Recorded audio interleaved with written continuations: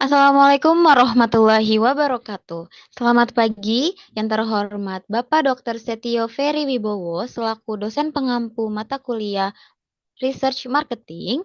Perkenalkan, saya Iza Faiza Nursy selaku perwakilan dari kelompok 2 yang akan mempresentasikan materi tutorial analisis data multivariat yang berfokus pada demonstrasi pengolahan data menggunakan software SPSS serta cara menginterpretasikan hasil analisis secara ringkas, visual, dan mudah dipahami.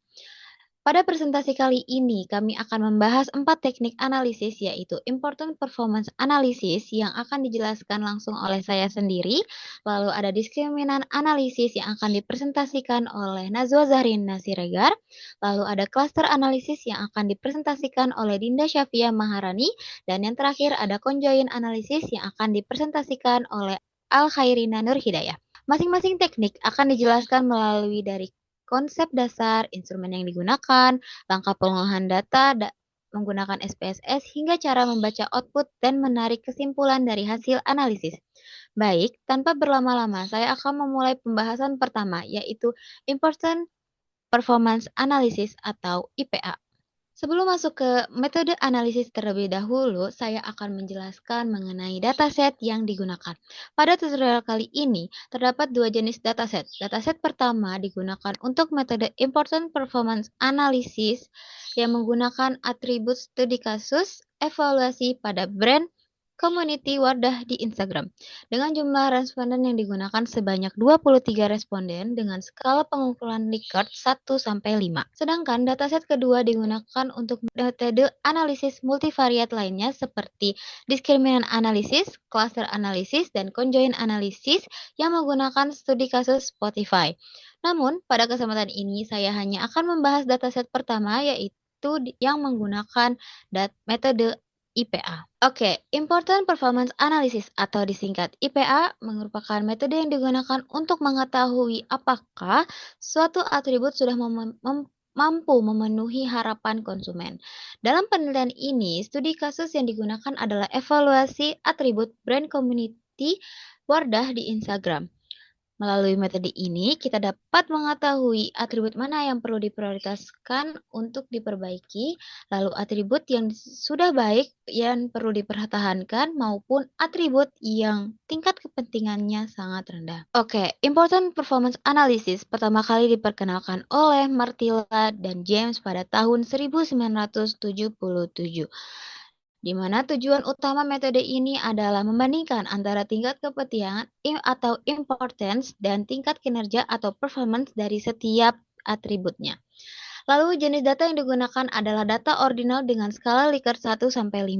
Pada penelitian ini terdapat 4 dimensi brand community sebagai berikut, dan setiap atribut dinilai berdasarkan dua sisi, yaitu seberapa penting atribut tersebut menurut responden dan bagaimana penilaian responden terhadap kinerja Wardah saat ini. Nantinya, kedua nilai tersebut akan dibandingkan sehingga dapat diketahui apakah kinerja perusahaan sudah sesuai dengan harapan konsumennya.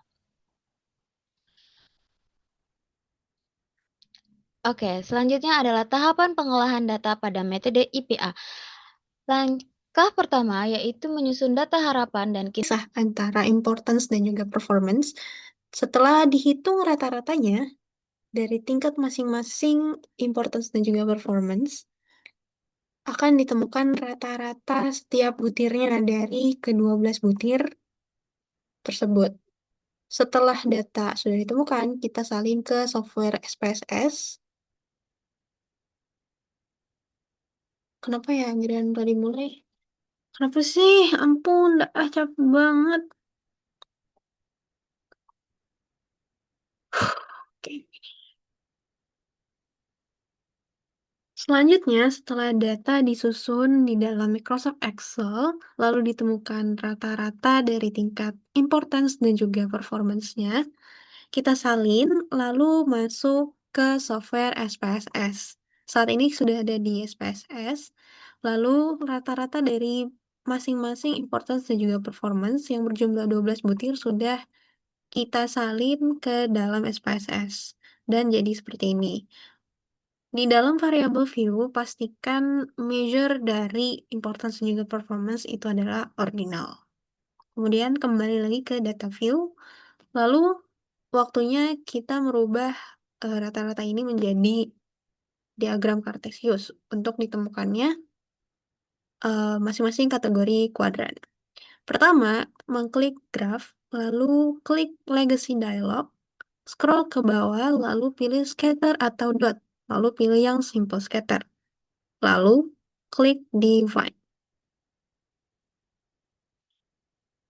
Setelah itu, kita meletakkan importance ke dalam Y, lalu performance ke dalam X, lalu klik OK. Di sini akan terlihat output dari data yang sudah kita masukkan berupa rata-rata dari importance dan juga performance, dan keluarlah seperti ini. Ini dinamakan sebagai diagram Kartesius. Diagram Kartesius yang keluar seperti ini.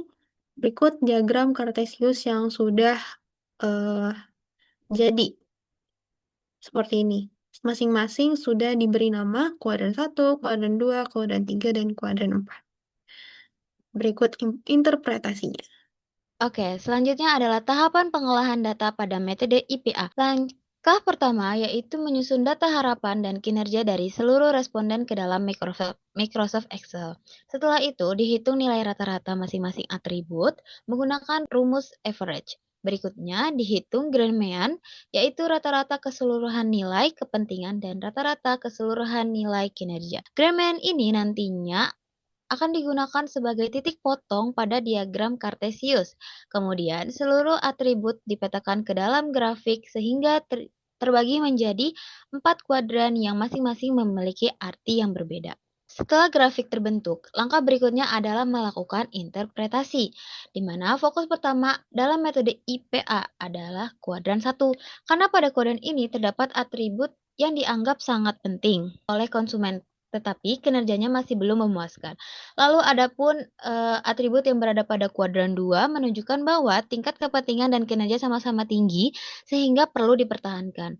Adapun kuadran 3 memiliki tingkat kepentingan dan kinerja yang rendah sehingga belum menjadi prioritas utamanya.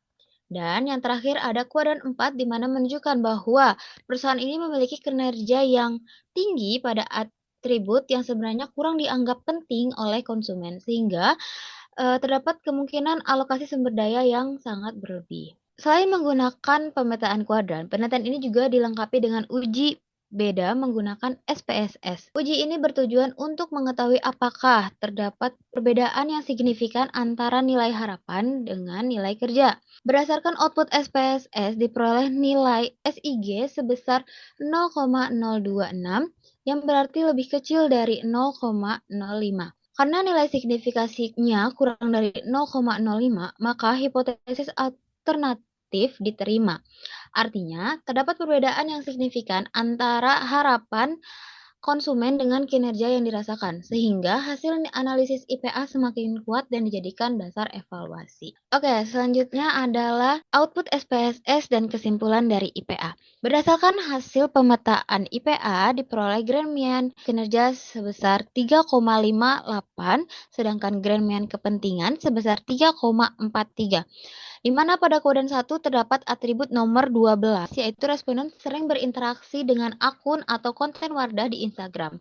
Atribut ini tuh memiliki tingkat kepentingan yang tinggi, tetapi kinerjanya masih rendah, sehingga menjadi prioritas utama untuk diperbaiki. Lalu di kuadran 2 terdapat atribut 2, 5, 7, dan 11 yang menunjukkan bahwa Wardah ini sudah mampu memenuhi harapan konsumen sehingga kualitasnya perlu dipertahankan. Selanjutnya di kuadran 3 berisi atribut 3, 6, 8, 9, dan 10 yang memiliki tingkat kepentingan dan kinerja yang relatif rendah sehingga belum menjadi prioritas utamanya. Sedangkan di kuadran 4 terdapat atribut nomor 4 di mana kinerjanya sudah tinggi, tetapi tingkat kepentingannya relatif rendah. Hal ini tuh menunjukkan kemungkinan adanya alokasi sumber daya yang berlebihan, sehingga sebagian sumber daya dapat dialihkan untuk memperbaiki atribut pada kuadran 1. Dan dari hasil tersebut dapat disimpulkan bahwa fokus utama perbaikan adalah atribut yang berada pada kuadran 1, sementara atribut pada kuadran 2 perlu dipertahankan agar kepuasan konsumen tetap terjaga. Demikian penjelasan mengenai important analysis atau IPA, mulai dari konsep, langkah pengolahan, hingga interpretasi hasil analisis. Selanjutnya, presentasi akan dilanjutkan oleh rekan saya yang membahas diskriminan analisis. Terima kasih.